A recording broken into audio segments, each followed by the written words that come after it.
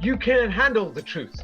Yes, and the truth is, yes, the people in power, yes, and the thing is, they're actually looking after us first. That's why it's called humanism. That the thing is, they look after our side of the world first, and if we can, then we look at the rest of the world.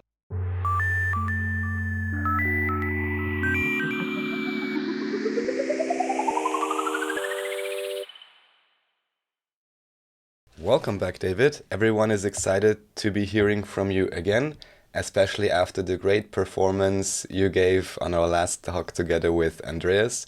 So we're curious to see what we're going to talk about today and what you're going to present today. Welcome, David. Okay, whenever I speak with Andreas, I don't know why, there is a 3, 4, or 5 second difference.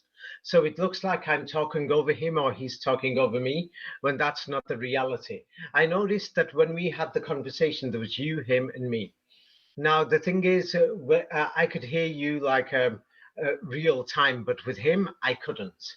So unfortunately, some people are thinking, hey, talking over each other, that's happened in previous videos.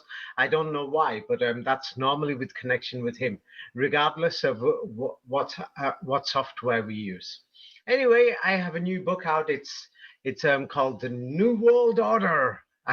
I like that, The New World Order, the title. And the thing is, if you've been around the world, then you can understand the New World Order. And then if you study world history, you will begin to understand it more. And so in the last video, I spoke as if I was a politician in defense of the New World Order. It doesn't represent my views. Even right now, I'm going to speak, yes, from another point of view. Because the thing is, if somebody reads my book, The New World Order, they're going to realize that there's several factions at the top at the New World Order.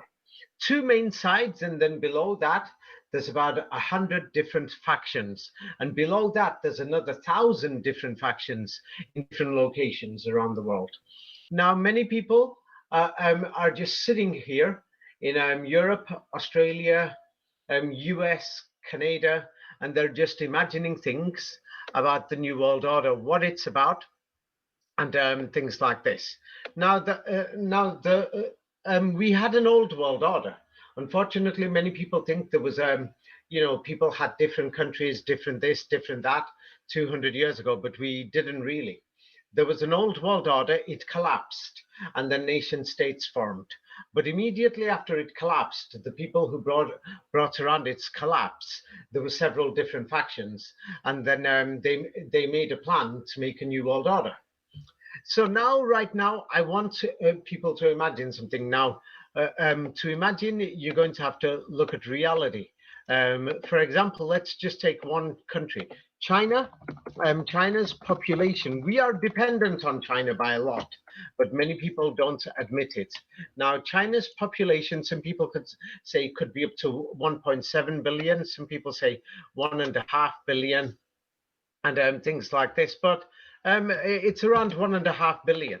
But because a lot of people are poor there, yes, they live in villages. And now many people seem to imagine that they can actually have control the birth rate, a one-child policy. And that has, it's been okay, but it's failed up to a certain amount. Yes, in many places, because in some of the mountain areas, some of the desert areas, and other places, the government can't control.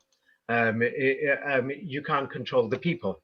Now, the thing is, realistically, when we look at China, just 60, 70 years ago, 1950s, they were living like this in the countryside, half naked, things like this, and things were very bad.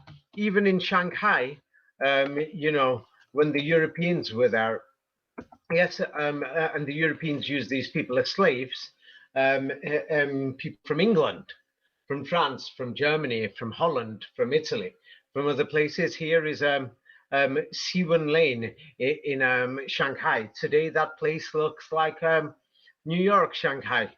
But the thing is, we're going to have to look at some real things, reality. Now, when we look at the United States, there's 2 mega cities, very big ones, New York and Chicago. After that, there's what do you call it?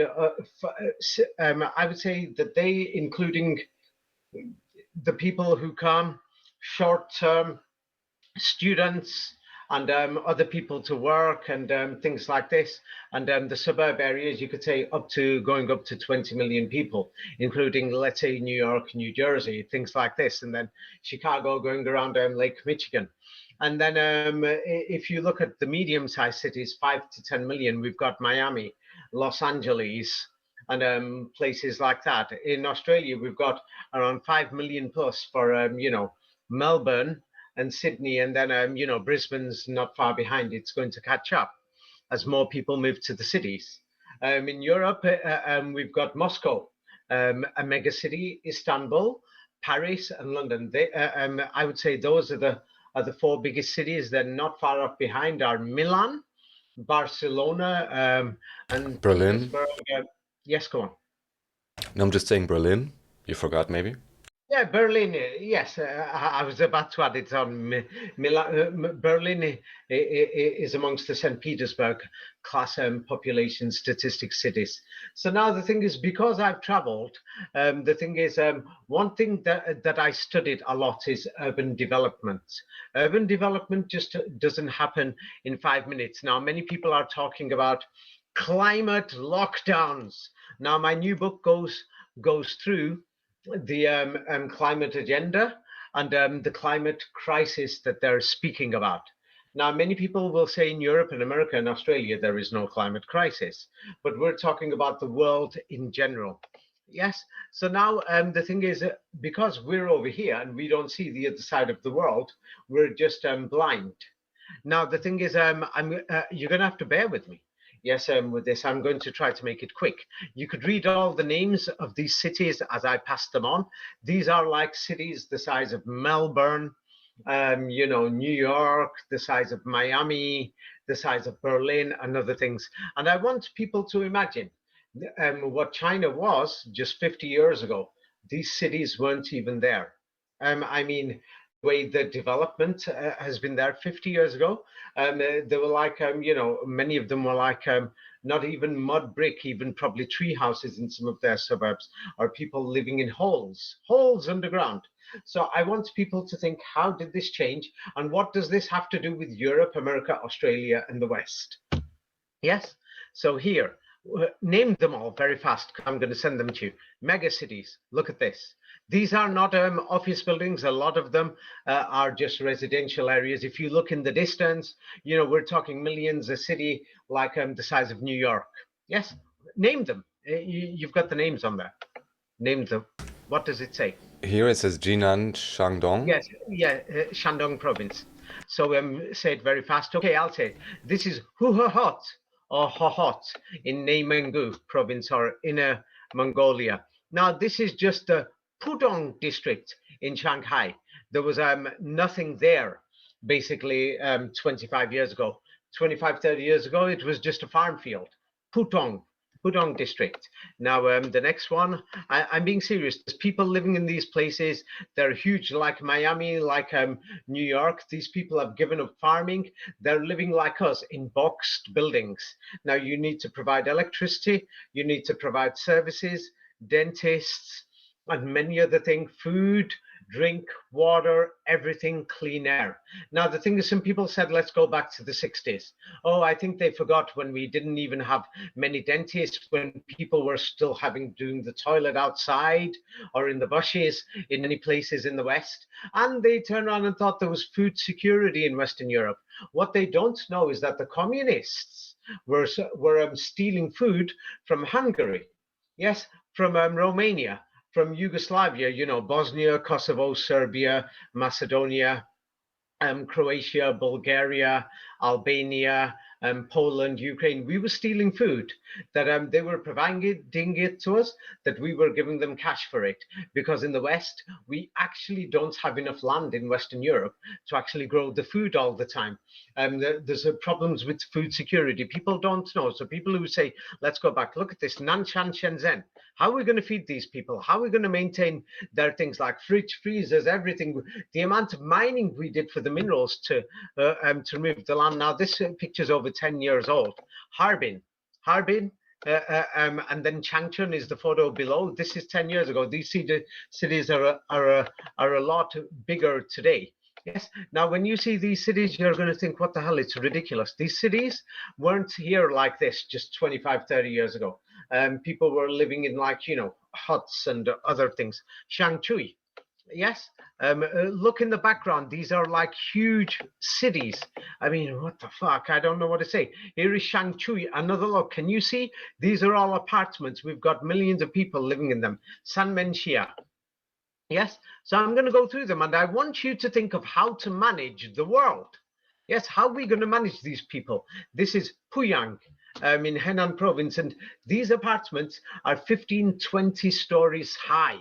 That there's places that I don't even know, that if you look at some of these places, they look like this just 20 years ago.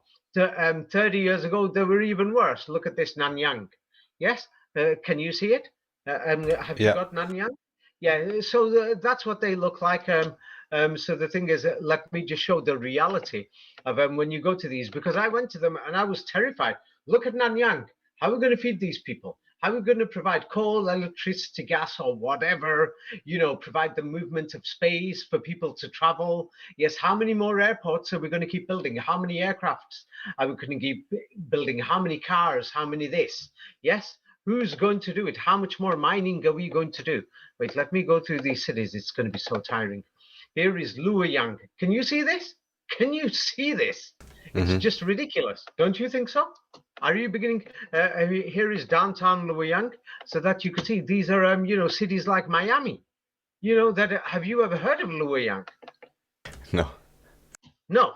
Yeah, and so there's more cities. Some of them, maybe by mistake, I'll send the photos twice. Here is Kaifeng. They're still building it, and this is just part of Kaifeng. Yes, and let me show you Jiazhuo city, and the thing is, and there's Luohe. There's two cities there. People have to pause these. You have to look at this, because who built them? How did we build them? How? And what has this got to do with the global economy? These people are working for us in China, providing us goods and services. I mean, by the way, many people don't know. Yes, Western Europe, North America, and Southeast Asia, 80% of the economy is service industries. That means we basically produce nothing industrially or in many other things. 80%, like offices, doctors, dentists, face transplants, or whatever you call it, accountants, bankers, lawyers. 80%, 8 out of 10. Yeah, have got used to, office type of jobs or service type of jobs. So what are we going to do? Yes, because people are complaining about the immigration. So let's have a look at the reality. And I'll soon go through it. Can Europe and America sustain itself? Then somebody says, well, just take the oil from Canada, from the sands. One, we don't even have the machinery in England or in Australia and most of the places throughout Western Europe to actually to do the refining of this sands oil. And two, who said it's yours anyway? It's stolen land. What about the natives? How many did they murder and sterilize in Canada and in the US so that they could take hold of these lands? And you're saying, oh, we'll just take it from over there? That's one. And two, another, you can't do it. You want to throw the migrants out? Throw them out from France and everywhere, and you thought you could do it. You can't, because the quality of the oil is something else. Yes, and then the environmental damage is ridiculous. Yes, and the thing is, we don't have the infrastructure. And then they're saying, oh, we could all go back to farming. Oh, yes, go back to farming. Let's just say in the United Kingdom, England, Scotland, Ireland, Wales, and all this, we can maximum support 60 million people as long as we just eat potatoes and vegetables. Go back to eating potatoes without the oil, without the salt, and without the cooking oil. You won't even have cookers. Yeah, and the thing is, whenever there's a bad harvest or something, what are you going to do? Do you know for how many centuries England has been stealing food from third world countries, even in the past, in the 1860s, 1870s, 1880s? What France was doing, stealing food from other side of the world? Yeah, just to feed the population. Yeah, many people do you even know what England looked like in the 60s, saying we'll go back without the tarmac and the bitumen from the crude oil from the Middle East? And then they're complaining about Turkey. Do you know where your rubbish goes? Because we throw away so much rubbish. Yeah, they recycle it in Turkey or in Pakistan. And the people are complaining about Turkish migrants in Germany or Pakistan migrants in England. Then again, there's another secret. Pakistan has huge control over the oil in Saudi Arabia, Kuwait, Qatar, and Bahrain. That's another secret. You send them back, then the thing is go back to the cobblestoned, roads and things like this, and horses and donkeys, and see if you've got enough population of horses and donkeys. Yes, and let's see how long the population survives of just eating potatoes every single day. Yes, and let's see how you're going to cook them without the cooking oil and all these other things. And oh, you think you could do the keep the cows, the grazing, and all this with the and then bring back all the Europeans who are from the other countries, and let's see how many. Oh, it's going to be overcrowded in Western Europe. Isn't this true, Raphael? Yes, but I mean, I'm going to present the evidence before you say buts. Let's go through this now. Here, all these cities have got something to do with us. Here is Hebei City in Henan province. And these cities are so advanced, so modern, the way they're constructing them, getting them ready, we are like backwards. Look at these apartments that you could see, Anyang. It's like these places are already overcrowded and they work for us. Here is an idea of Lanzhou City. Yes. Here is another idea from the other side of the river, Lanzhou. And here I want you to look beyond the mountains. When you look on the left-hand side and you think, whoa, this city is like a mega city. It's like a Miami. I mean, what the hell? How are we going to feed these people? Then you can see the shanty towns at the bottom. Could you see it? Yes, and all these other things, and many old buildings that are dying and things like this. Now here is a picture 10, 15 years ago of Yantai. Today the city is a lot different. Here is a bit of the top picture is new, the bottom picture is a bit old, but Qingdao, and then in the background, these are cities like Miami. And now the thing is, right now in the world, we've got a crisis. Some people are saying, is it overcrowded or not? Now, the thing is, for example, if you're, I remember 25 years ago in Beijing airport, yeah, just waiting for a taxi, it was like this. I thought, what the hell, waiting for a taxi? Now they've organized it a bit more. But the thing is, even you know what I had to do? I had to take the bus instead because the taxi queue was like that. Yes. So now even waiting for the metro in many of these cities in China, yeah, start queuing, Raphael. If people are saying the thing is, can you see the queue? yeah. Start queuing. Yes. So the thing is, we've got. Oh no, we're not overpopulated. No, everything's okay. The way the world's population is going up, I mean, we can fit Well, people into these cities more what and you more. know also very well is that, of course, certain city areas are overpopulated, whereas vast areas of land are deserted practically, or Wait a not minute. used. We'll go through that in a minute. Of when they were deserted, it's like there's other reasons. It's like people don't have a look. Like climate change is actually real. I'm telling you the truth here now. I don't mean something like the scary scenario that they're pushing, but the thing is, for example, it's like there's a lot of land in the United States that we destroyed. We destroyed it because people became lazy. That they thought they didn't want to make clothes from the sheepskin. I mean, dirty, smelly, that you can't wear properly. So then the cotton farm fields throughout the Americas, throughout Asia, and all these other things, then that caused a lot of deforestation. Like, for example, in Uzbekistan, Tajikistan, in Russia, they destroyed huge parts of land in South Russia because of, giving clothes to Eastern Europe. Yes, but the thing is, people needed clothes. Yes, and so the thing is, now we got nice clothes, or we could go back to the 19th century. And people say, go back to the 1960s. No, that was still the Empire Day clothes. Now, here is a picture like 25 years ago, Beijing Station. I waited in that queue.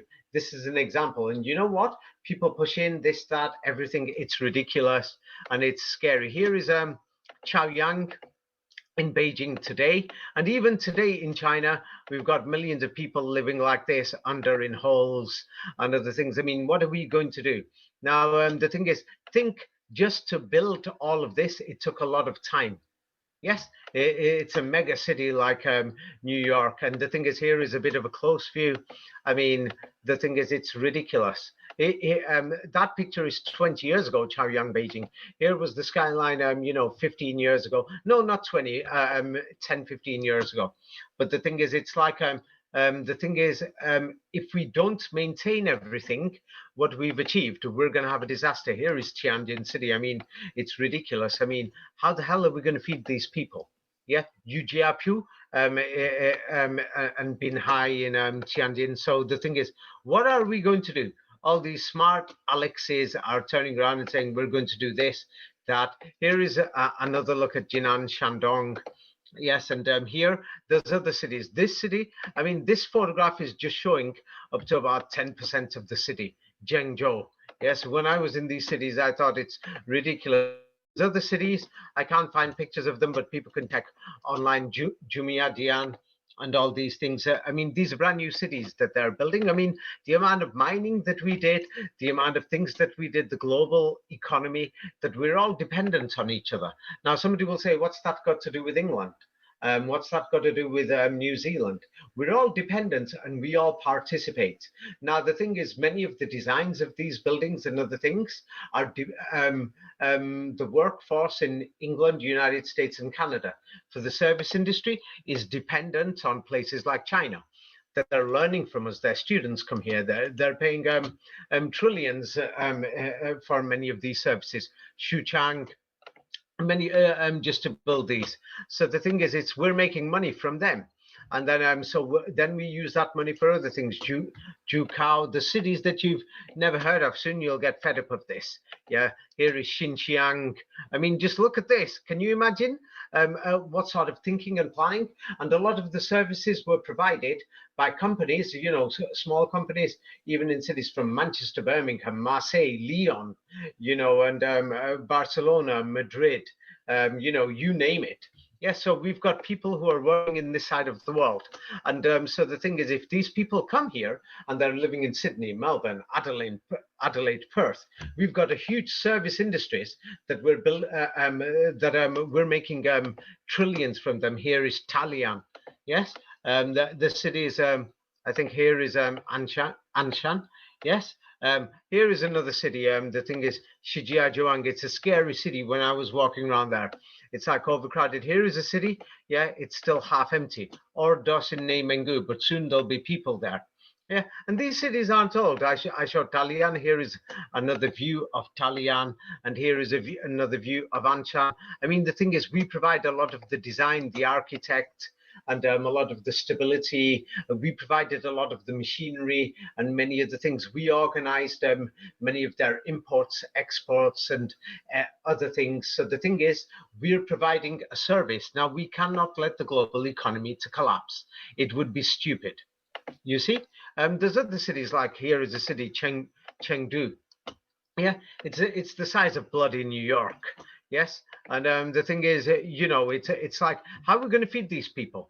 Yeah, I mean, we can't just think of one or two districts. I sent Nanshan before. Here is another look, Nanshan in Shenzhen. They're amazing. Here is Zhuhai in Guangdong province. There's many more cities in these places that they're just amazing.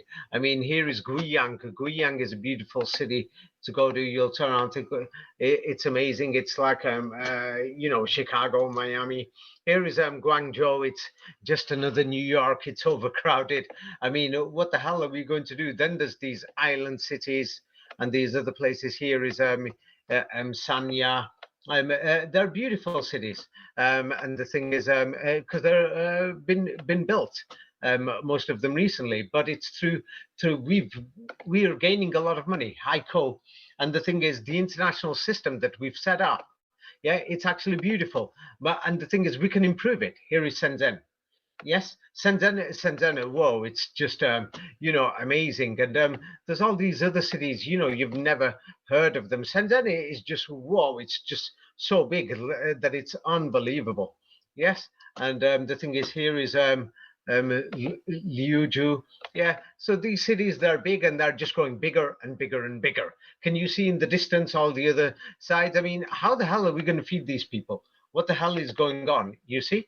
Yes, so the thing is, you know, we've got to think seriously because we're all interdependent. Soon I'll go to the interdependency. Huizhou, yes, city, Huizhou. Yes, here is Jinhua in Zhejiang province. The thing is, and there's more, so many of them. Here is um, Yongkang, Yongkang City. There's just too many, you know. Yes, here is Yishang. Yeah, uh, if I don't show them all, you won't believe me. Here is Luoyang. Yes. What are you beginning to think now? Are you beginning to think that we could have a serious crisis if the current world order breaks down? Can you see it? Ningbo. Yes, this is just the central business district. Imagine the number of people there. Ningbo is a place where there's many companies there. Where us Westerners, there's thousands of Europeans. China doesn't give proper data. Maybe over 1 million, maybe even 2 million Europeans and Americans and Westerners who are there. That we're contributing to their economy, same like they're over here contributing to our economy. So can you see these cities? Tell me, how are you going to manage these, Raphael? Yes. I mean, you've got to have managing experience. I mean, I've managed 5,000 employees before. It's a serious worry. You have to turn around and think about, hey, what's their pay going to be? Are they going to be satisfied? What are their costs? Yes. And what are their living standards? The thing is, and will they? Is it competitive? Will I make the workers efficient? Things like am I making it balance with what we're giving to the shareholders, and is the profit margins okay? Is it balancing with the law and the growth rate, and are we dealing with the competition so that we can grow as a company? I mean, so I've managed 5,000, and the thing is, it was a nightmare. It was a total nightmare doing it with the worries and the headache. So many of these people over there saying, "Oh, the new world order, they could just do this, they could just do that." You know what? You have no idea how much of a nightmare they have just thinking of the worries and everything. Like that's why half the new world order resorts to crime. Yes, the crime is, for example, like the British and America went to Iraq. And some people pointed out that, yeah, some of the migrants do rape. Well, soon I'll go through this. The statistics of rape by British, Western forces, soldiers who went to Iraq, Afghanistan from Australia, Canada, US, and they were involved in rape, pedophilia, murder, and torture. I mean, they're walking around our streets today. You know what I mean? And so the thing is, if we're going to hold anybody to trial, we've got to hold them all to trial. That's one. I was brought up in a society where I believe in justice. So it's like we've got to hold all these people. I mean, why did they go in those places anyway? Like they're turning around saying, how did these Iraqis mysteriously come to Italy? Yes, mysteriously come to Germany. Yes, mysteriously come to Holland. The Germans will say, oh, we weren't in the war. We just supplied all the guns and all the bombs. We provided the transit and everything so that the British, Canadian, Well, but American, as usual, David, the problem is when the people are being conflated with the government. Of course, it's not the government. Let me tell you right now. Do you know what a cobblestone road looks like? And do you know yes. what the tarmac road looks like? It's the people. They're complaining, sending a letter to their local city hall saying, hey, there's a hole outside my house. Hey, my pram can't cross the road here. They're doing this for you. So the reality is, yeah, there's a movie, Jack Nicholson. You can't handle the truth. Yes. And the truth is, yes, the people in power, yes, and the thing is, they're actually looking after us first. That's why it's called humanism. That the thing is, they look after our side of the world first, and if we can, then we look at the rest of the world and we help them too. But the reality is, we can't handle the truth. Yes, and then the thing is, oh, by the way, many people will say, oh, I'm throwing bricks at police officers. It's okay. No, I mean, that's what I found outrageous. And then somebody's going to turn around and say, oh, what about them pro-Palestinian protesters? Yeah, go and have a look. Yes, many of them were paid agents. That's why I turned around and said 6-7 months ago, I said, don't go out there with flags jumping up and down, offending people and other things, because I smelt something was wrong. And this is in my book, The New World Order, where I show proof that what do you call it? A large percentage, the Palestinian protests were the craziest protests I've seen.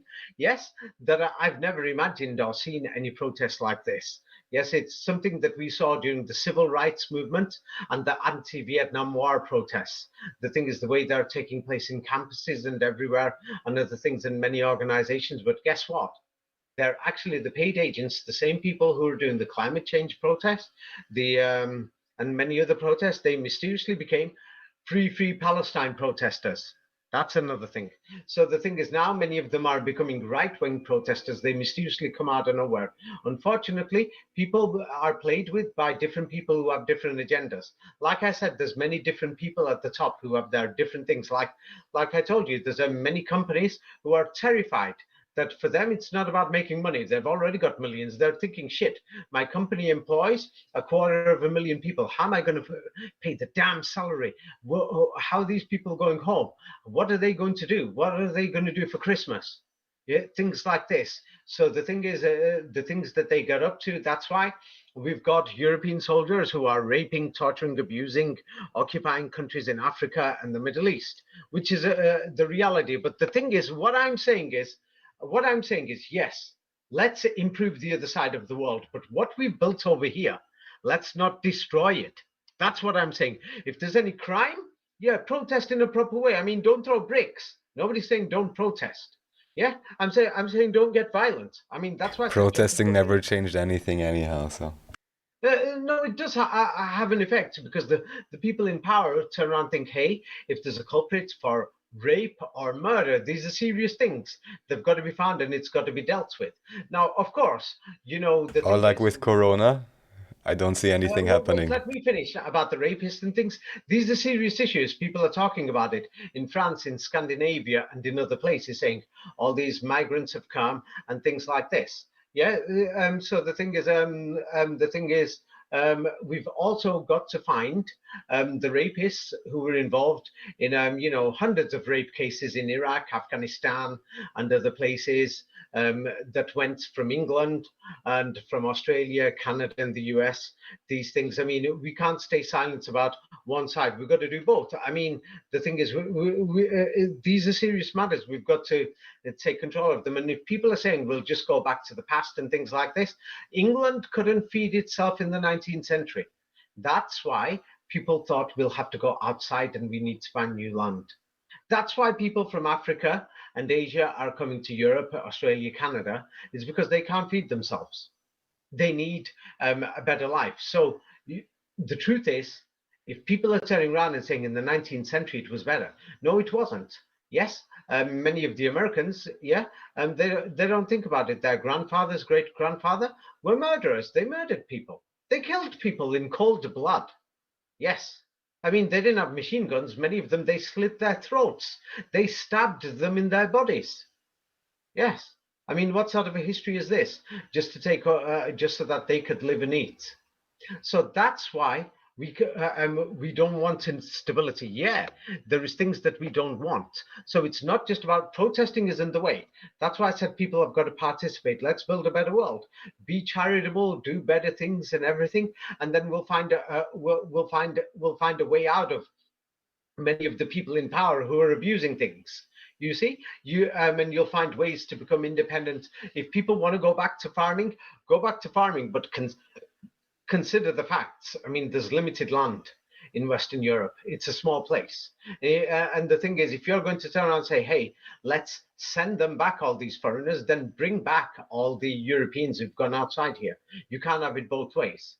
Yes, and the thing is, there's millions of Europeans now in other sides of the world, in India, Pakistan, China, Bangladesh, Indonesia, Malaysia, Iraq, Saudi Arabia, Kuwait, Bahrain, and they're involved in the services industries and other industries and things like that. And they're living there, some permanently, some temporarily, and they're making billions of dollars that comes back here. So that then that money is used in the service industry so that we can go and buy things from the other side of the world.